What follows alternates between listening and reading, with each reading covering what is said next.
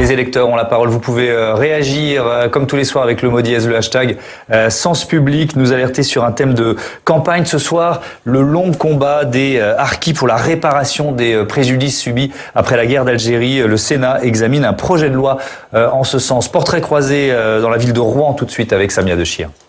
Ici, nous sommes à Grand Couronne, une cité Sonacotra, enfin les bâtiments, c'est des bâtiments Sonacotra qui ont été construits en 62-63 pour accueillir les harkis, ici à côté de la forêt.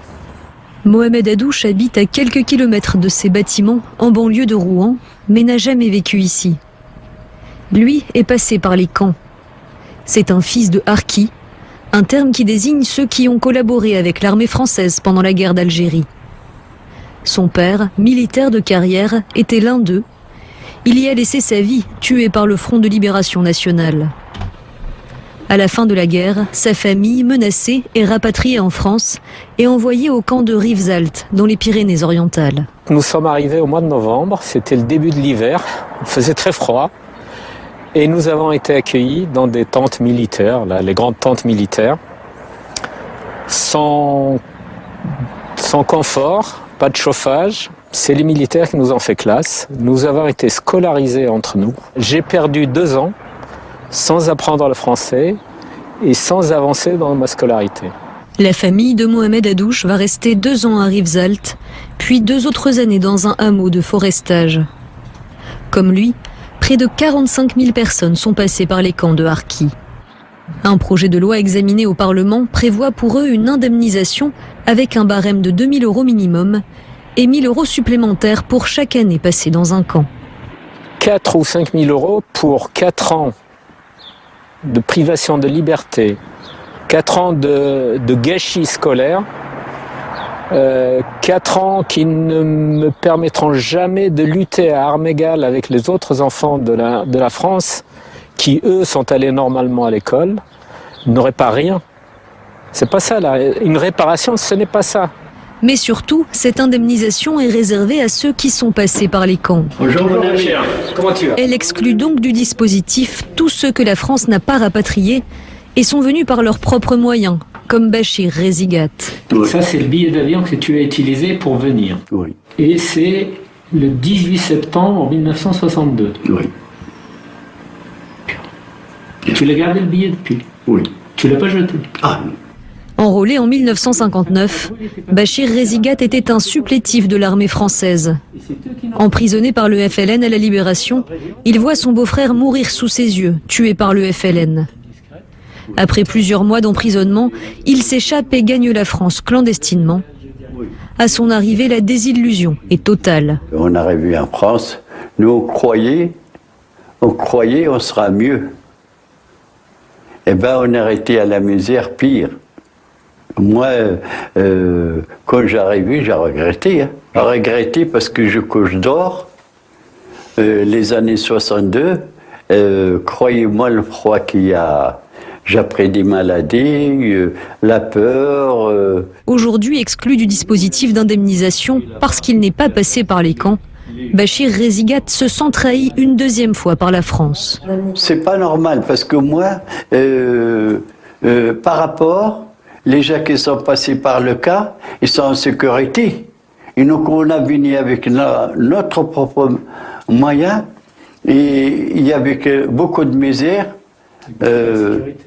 Et il n'y a pas de sécurité pour nous, rien du tout. Alors, moi je trouve, c'est mal jugé ça, par l'État français. Je crois que là, ils ont beaucoup exagéré. Je ne suis pas content du tout. Comme lui, plus de 40 000 harkis sont arrivés en France par leurs propres moyens, sans avoir été rapatriés par la France. On va plus loin tout de suite avec mon invité Moranda Moumou. Bonsoir, vous êtes universitaire, président de l'association Agir qui demande justice, information et réparation pour les harkis. Cette loi qui est examinée en ce moment au Sénat, comment vous l'évaluez? Qu'est-ce que vous en pensez? Oui, bonsoir. Écoutez, j'étais en train de regarder justement le débat. Et comment on l'évalue? On va voir ce que le gouvernement va accepter des amendements. Et pour l'instant, de ce que j'ai entendu, c'est parti pour qu'ils soient tous rejetés comme à l'Assemblée nationale. Donc c'est évidemment décevant. Donc c'est quoi? C'est une vision un peu minimaliste des réparations que vous réclamez, c'est ça? C'est surtout une vision injuste. Enfin, le reportage de Bachir Rezigat a été très éloquent, il me semble. C'est-à-dire que cette loi vise à étudier, à proposer une réparation uniquement pour un type de préjudice, qui est la privation de liberté pour ceux qui étaient dans des camps. D'autres personnes comme Bachir, que vous venez d'entendre, que je connais, ont réussi à venir par leurs propres moyens. Ils n'ont pas été rapatriés parce que le rapatriement était minimaliste, comme on le sait. Et en raison de cela, ils ont souvent été emprisonnés, ils ont subi des exactions. Arrivés en France, ils ont vécu dans des conditions extrêmement précaires, ils se sont débrouillés comme ils ont pu. Et je trouve que la commission devrait étudier leur cas. Donc évidemment, les réparations seront différenciées.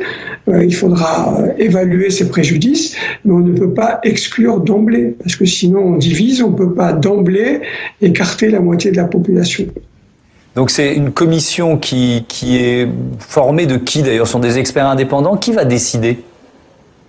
Alors, vous posez la bonne question, c'est qu'on voudrait évidemment que cette commission soit une commission indépendante, rattachée au Premier ministre, et non pas à l'ONAC, qu'elle soit composée d'experts, mais à la fois juridiques, des gens du Conseil d'État, de la Cour de cassation, des experts sur les traumatismes et sur l'histoire et la sociologie de cette population, et qu'elle soit indépendante, c'est-à-dire qu'elle ait toute l'attitude pour écouter, pour entendre, pour évaluer les préjudices, la diversité des préjudices et faire des propositions de réparation. On parle de quel montant? C'est pas ce qui était prévu. Ouais. Pardon de vous interrompre. On parle de quel montant, quelles sommes sont en jeu? Ça pourrait aller jusqu'à combien une indemnisation selon vous? Alors, ce qui est prévu dans ce projet de loi, mais c'est parce qu'en fait il faut faire une étude d'impact et que ils se sont basés sur l'arrêt du Conseil d'État de 2018 qui avait octroyé à 2 ou 3 personnes qui sont allées jusqu'au bout, le Conseil d'État mais aussi une cour d'appel, 15 000 € pour environ 12 à 13 années passées dans un camp, notamment le camp de Bias. Et donc c'est ça qui a servi au fond pour évaluer ce que pourrait coûter cette loi. Et je pense qu'il ne faut pas raisonner comme ça, c'est-à-dire qu'on ne peut pas mettre un barème avant même d'avoir évalué les préjudices. Je veux dire, ça va à l'encontre même de toute philosophie de réparation. La vraie logique, c'est d'abord d'étudier les préjudices, ensuite de faire effectivement des recommandations, de voir ensuite ce que ça peut coûter, et s'il faut l'étaler sur plusieurs années. C'est-à-dire qu'à chaque vote de loi de finances, on peut effectivement revoir les choses. Dernier mot, le point de départ de cette loi, c'est le discours d'Emmanuel Macron, c'était le 20 septembre dernier, à l'Élysée. Oui. Il avait demandé pardon aux combattants abandonnés à leur famille. Il avait fait naître ce jour-là beaucoup d'espoir. Ils sont déçus pour l'instant, très clairement, c'est ce que j'entends dans votre réaction et dans celle des témoins dans notre reportage. J'étais à l'Élysée le 20 septembre et j'ai eu l'honneur de prendre la parole. Je crois qu'il ne faut pas jeter le bébé avec l'eau du bain. Il y a eu des avancées importantes et la demande de pardon a été unanimement appréciée parce que c'était une demande officielle au nom de la France et ce sont des mots qui réparent. Ensuite, il y a eu des avancées, c'est-à-dire le fait qu'on s'engage enfin sur une logique de réparation et qu'on sorte d'une logique d'assistanat, c'est quelque chose d'important. À cette occasion, le président a également annoncé ce que nous avions demandé, à savoir le doublement de l'allocation de reconnaissance. C'est aussi une bonne chose. Pour autant, bien évidemment, aucune association, et j'allais dire aucun citoyen français doté de bon sens, ne peut accepter que d'emblée, on exclue la moitié de la population de toute étude de ses préjudices et de sa réparation. Merci beaucoup, merci Manda Moumou. Je rappelle que vous êtes le président de l'association Justice, Information, Réparation pour les harkis. Merci d'être intervenu en direct dans ce Sens Public.